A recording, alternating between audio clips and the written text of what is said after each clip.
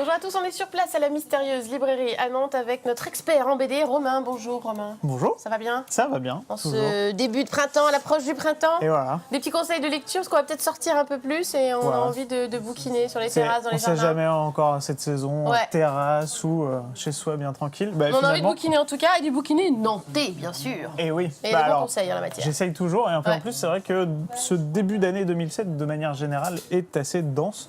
On a le droit à pas mal de Nantais et des Nantaises aussi. Super. Cette fois-ci, c'est Carole Morel, qui vient toujours dessinatrice de la collaboration horizontale. Alors, savez-vous ce qu'est la collaboration horizontale? Alors, j'ai lu la BD en vrai, donc je sais. C'est la triche. C'est la collaboration de l'entre-deux-guerres, de la Seconde Guerre mondiale, mais horizontale dans un lit. Au lit, voilà. Donc c'était un petit peu sur ces femmes qui ont couché avec des soldats allemands. Qui sont tombées amoureuses. Ouais, qui sont tombées amoureuses. Alors, la collaboration horizontale, c'est juste qu'elles ont couché. Après, l'histoire, là, est une histoire d'amour. C'est pas comme ça. Puisque, en fait, on suit une jeune fille qui va parler avec sa grand-mère, qui va lui demander si elle était vraiment amoureuse de son grand-père, tout ça. Elle va lui dire que bien sûr que non, que c'était un mariage convenu. Elle se dit quand même, à l'époque, c'était vachement plus simple de trouver l'amour, on ne se posait pas de questions. Et la grand-mère lui dit, mais l'amour, c'était pas ça. Donc la jeune fille lui dit, mais alors tu n'as jamais connu l'amour? Mais si. Et elle va lui raconter son histoire à elle pendant la Seconde Guerre mondiale. Bien plus que cette simple approche, finalement, on va se rendre compte que le personnage et cette histoire d'amour va nous révéler plein d'autres choses. Et notamment d'autres jeunes femmes qui sont autour d'elle. Je ne dis rien parce qu'il faut garder la surprise, on en a parlé tout à l'heure, mais vous êtes bien d'accord avec moi. Il y a une petite feuille qui s'échappe.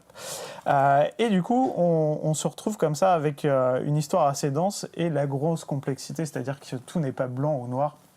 Tout est une nuance de gris dans ce monde où on doit essayer à la fois de subir, de trouver sa place dans pas cette collaboration, mais plus cette occupation allemande. Et ces amours de femmes et de jeunes femmes naissantes qui sont assez présentes. Donc voilà, c'est une très belle histoire. Et en plus, elle utilise plein de petites choses graphiques comme ça, comme le moment où elle rencontre ce fameux soldat allemand.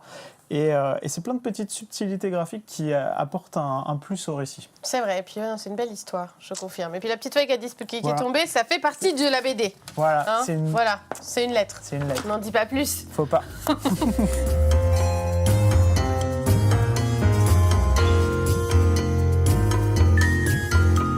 Alors encore un Nantais là avec Spirou. Il y a pas mal de Nantais qui s'essayent à Spirou, mais là c'est encore autre chose. Je pense qu'on va bientôt pouvoir militer pour que Spirou devienne nantais et pas belge, parce qu'il est quand même belge. Soit un citoyen d'honneur nantais. Voilà, je pense parce qu'on a quand même Johan Evelman qui travaille sur la série classique.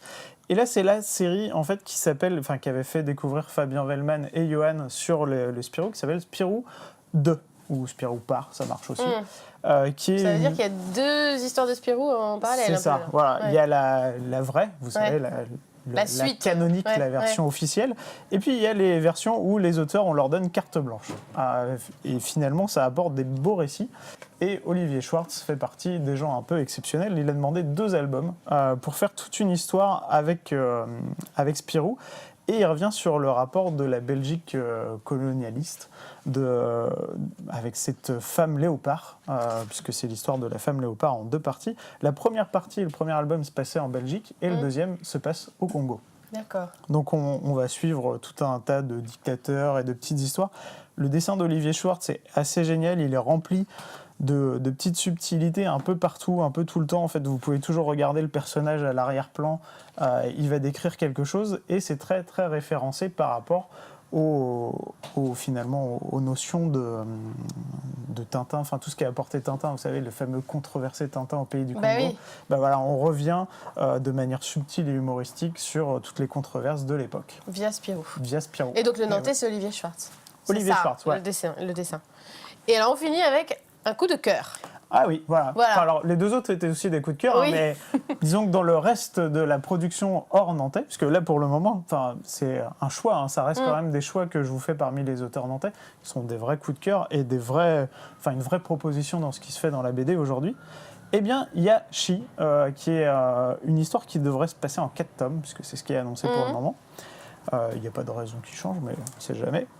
On suit en fait le destin d'une jeune aristocrate qui, à l'époque où Londres va recevoir, on est un peu ambiance 18e, Londres va recevoir la grande expo universelle et elle, qui fait partie d'un milieu assez huppé, va se retrouver à défendre une jeune femme. Sauf qu'elle ne se doutait pas qu'en défendant cette jeune femme et en dénonçant de nombreux abus derrière de cette époque un peu colonialiste encore, eh bien, elle va se mettre à mal et va commencer toute une aventure avec un nombre incalculable de rebondissements qui vont l'emmener dans une chute aux enfers assez impressionnante. Et She, c'est le nom du personnage? She, c'est le nom du personnage qu'elle va aider. D'accord, voilà. Ok. On n'en dit pas plus. Non, on n'en dit pas plus. C'est à découvrir, c'est un des coups de cœur de Romain. Les 3 coups de cœur de Romain que vous pouvez aussi découvrir ici à la mystérieuse librairie. C'est 2 rue de la Paix à Nantes. Merci Romain pour ces précieux conseils. Mais de rien. À bientôt.